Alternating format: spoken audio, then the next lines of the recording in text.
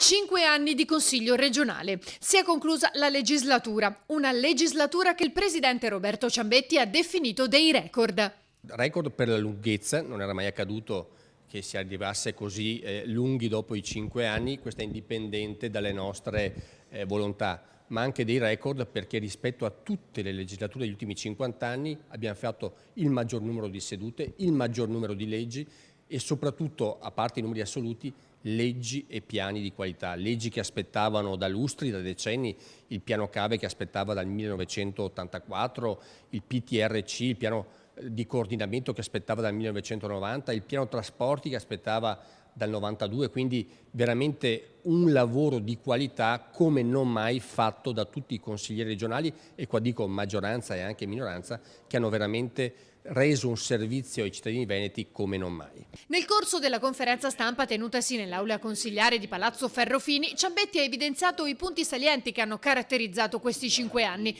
a partire dal referendum sull'autonomia. Essere riusciti a portare i veneti a votare un referendum sull'autonomia, ricordo il Veneto l'aveva chiesto già nel 92, nel 2000 non c'era mai riuscito, portare i veneti a votare, oltre 2.300.000 veneti a votare per l'autonomia è stato un risultato anche di significato simbolico unico e con questo risultato stiamo anche utilizzando appunto il peso popolare perché a Roma capiscano che i veneti vogliono l'autonomia e soprattutto si meritano l'autonomia. La seduta più lunga è stata sulla riforma della riorganizzazione sanitaria. Il Consiglio poi non si è fermato nemmeno durante l'emergenza Covid e così quando l'acqua alta di novembre ha sommerso la città. Il 12 novembre eravamo in seduta di bilancio e l'acqua ci ha salito alle spalle, cioè dalla Calle ci ha riempito Palazzo Ferrofini appunto con l'alta marea eccezionale. Nonostante questo, 2 giorni dopo abbiamo ripreso i lavori andando a Treviso in esterna per continuare i lavori d'aula e appunto anche in questo caso